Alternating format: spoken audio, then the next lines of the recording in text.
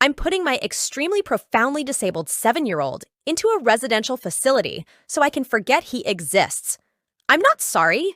I can't tell anyone this, even my therapist. Lambast me if you wanter, and maybe I even deserve it. I only ask what you would do if you were in my situation. Not what you think people should do, what you would really do. I'm a single mom of 2 boys, 12 and 7. My husband passed away 3 years ago in a work accident. A very large portion of me believe it was a suicide. I can't see him ever making the mistake he made that caused his death, and he had taken an action just before that, which ensured his coworkers weren't in the room. I fully believe he killed himself because of our younger son, and no one will ever change my mind. We were told when I was pregnant that he would have Down syndrome. We could handle that, even if it was severe. It turned out he has a chromosome deletion. His disorder's kind of rare, so I won't post which specific one, but suffice to say, he'll never be anything more than he is now or has ever been, and what he is nothing. He doesn't appear to have any awareness and never has. His eyes are locked in one position. He doesn't respond to noise, touch, or pain.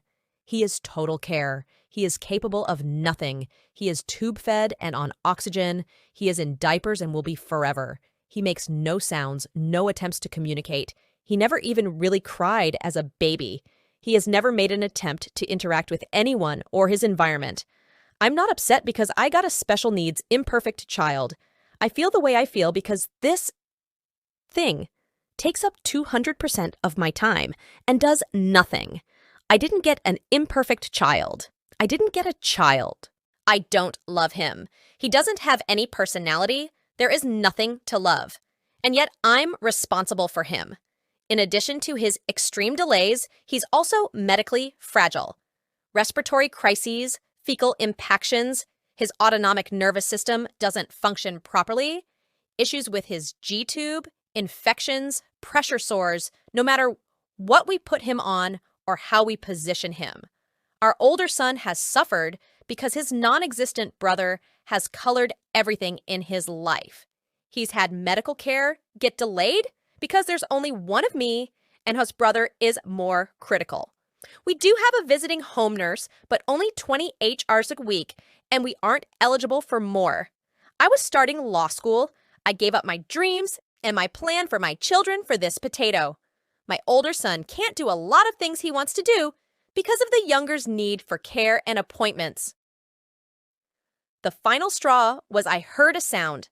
I went into younger son's room to check, thinking he had forgotten how to breathe again, and saw older son hitting him and screaming, "You're why I don't have a mother. You're why I don't have a father. You're why I can't have friends over. You're why I can't be in sports. I didn't ask for you, and I hope you die." Instead of being horrified, I watched, and younger son just did not react. No signs of pain or fear or upset. No reaction at all. He breathes, but he is not alive. He doesn't know who I am. He doesn't know who older son is. He has no sense of self, life experience, or awareness of his surroundings. He doesn't need to be in my home. He doesn't know or care where he is. He is genetically my son, but he is not family. My previously abused, brain-damaged cat, who can't walk straight, has more personality and is far more lovable than my child. In fact, I was looking forward to raising a Downs baby, even one with severe impairments, for that reason. With disability can come gifts. This boy is not a gift.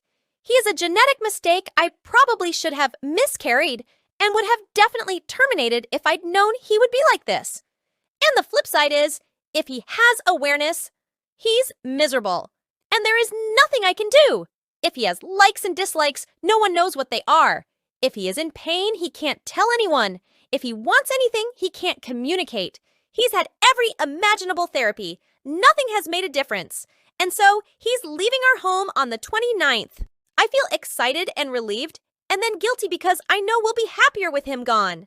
He's already taken my husband and my son's father.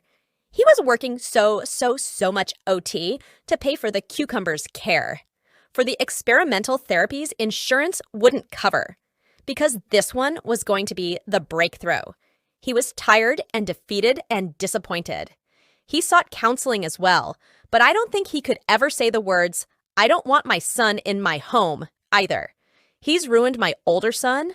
I was so wrapped up on the younger, I never realized how ignored and damaged he was. He lost his father too.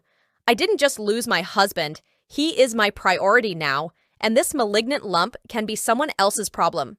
At least they'll be paid a wage to care for him. At least they'll get a break from him when they punch out. I just want to never think of him again.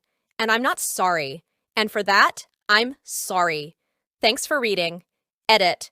Thanks you, Piconiques, for calling me a liar. Are you a medical doctor? If your Google foo was any good, you would have stumbled on 3P, mosaic deletion duplication syndrome. That is the disorder my son has. I've basically identified myself by posting that.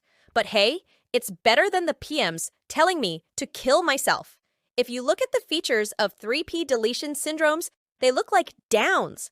My insurance didn't cover AFP testing, which would have told us it wasn't Downs, and I didn't think we needed it.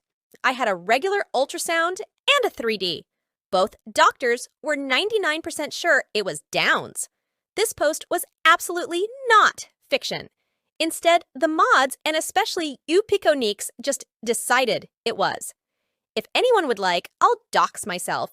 You can see my ID to verify my name, my marriage license, and my husband's death certificate. I will then link you to the news article of the freak industrial accident that ended his life so you can see it's the same person. As for not choosing hospice for my son, I can't. About a year ago, I myself was hospitalized with severe depression and CPTSD. There is proof of that too. During that time, my late husband's mother petitioned to get control as my son's medical proxy and got it. I'm fighting it, but it's a long, complicated process. There are competency hearings, there are statements from doctors and evaluations. Unless she okays hospice, which she refuses, I cannot decide that. I have custody. I cannot ache medical decisions. She agreed to residential care, which I feel is the second best option. So he's going into residential care. As for mistaking a child choking with hitting, I was downstairs. I couldn't hear what my older son was saying. I only knew he was speaking. Go punch a blanket or IDK, a person with weak muscle tone. Then ask said person with weak muscle done to cough. They don't cough normally, forcefully. It's more a strong puff, similar to, again, IDK, a muted punch. When you're used to jumping at every strange sound, it's difficult to discern what's what sometimes. So, Piconiques, anything else you'd like to know? Care to admit I just might be telling the truth? There were identified details I left out, but guess y'all need them.